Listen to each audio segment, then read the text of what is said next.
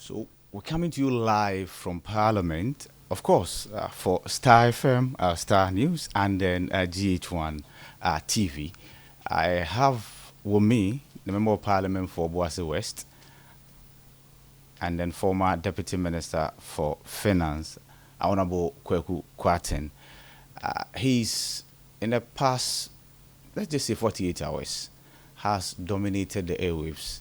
A conversation that the country has found to be quite interesting, and that is to prefer solutions, the hard solutions from within.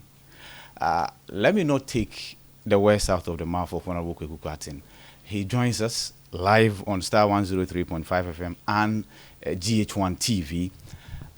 First of all, Honorable, many will say this does not come to them from you as a surprise. I've equally heard that. Have you heard that? Some people are saying this is the Kwaku Kwarteng we knew. Politics of principles. Well, I I take that as a compliment. I mean, we try to say what we know and we try to do what we think is right. I don't think we are always successful. I think we could have done better, but it gladdens my heart when the little input you make that is positive is recognized by people. I take that as a compliment. Thank you very much. Well, so we'll come to the letter, the two-page letter, but there's another legislation in the works, and that is a legislation sponsored by yourself and the Member of Parliament for North Town, Samuel Kujoto Ablakwa, seeking to bar public office holders from acquiring assets belonging to the state. How did you come to be party to that particular initiative? Well, to start with, we have not really appended our signatures to any such bill yet. I think that has to be put on record. The idea was suggested by some members of parliament.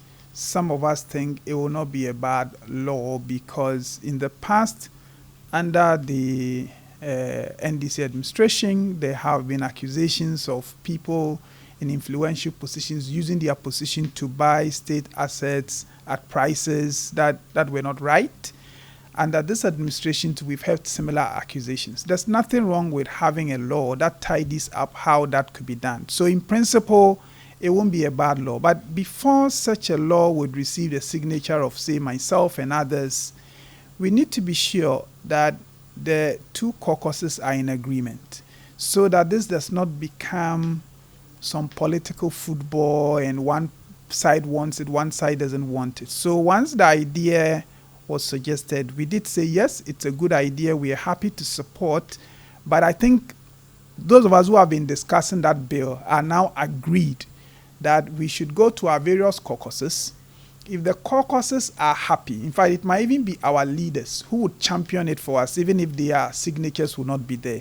So that is where we are now. We have not, in fact, we've not even seen the final bill that will be laid. We have not done the consultation.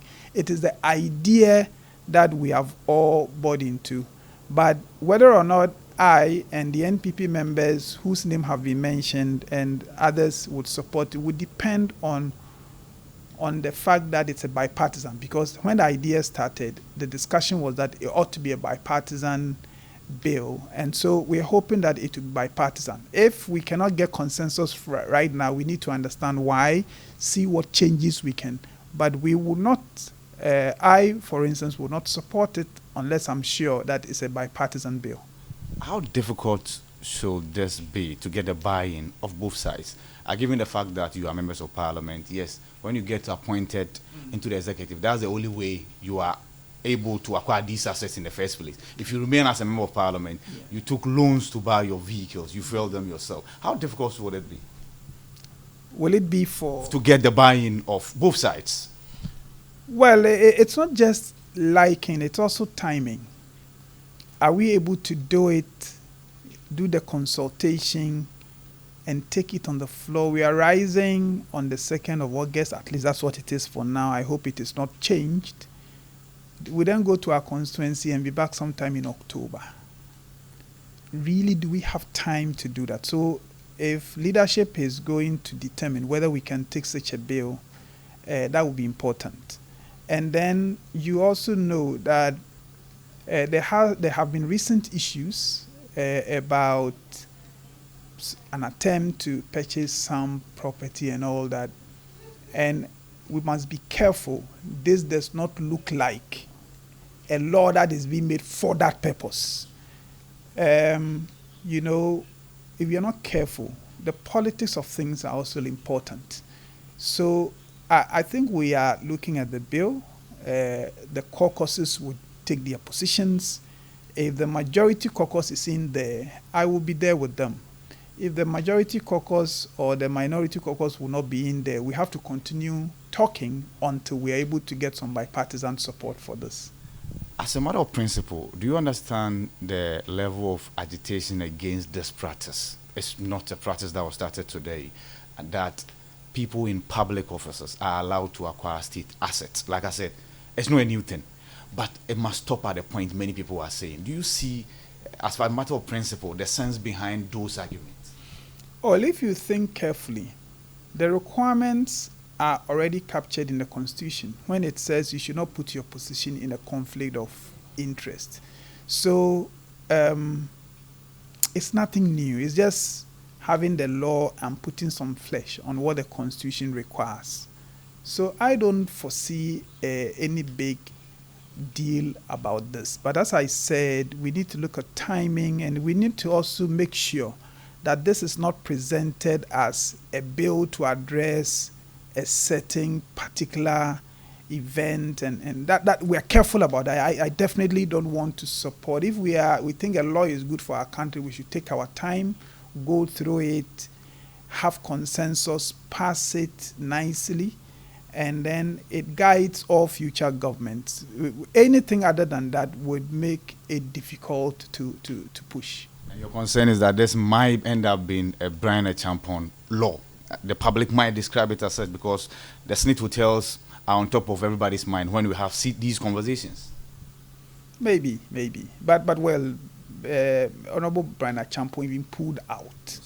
So it wasn't as though he drove it until he pulled out. And so I don't think you could even call it his law. But I know Honorable Brian Champon.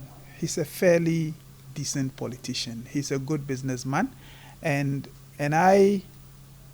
in fact, if it was made to look as if a law was being made with a background that looks like something wrong was done, and therefore I would not support such a law. We must make laws for our country. We should not make laws to upset human beings who have done nothing wrong. Even when there was public agitation, he voluntarily said, look, I don't want to be part of this. If we make any law that puts such a good person in a bad light, I would take a position against it.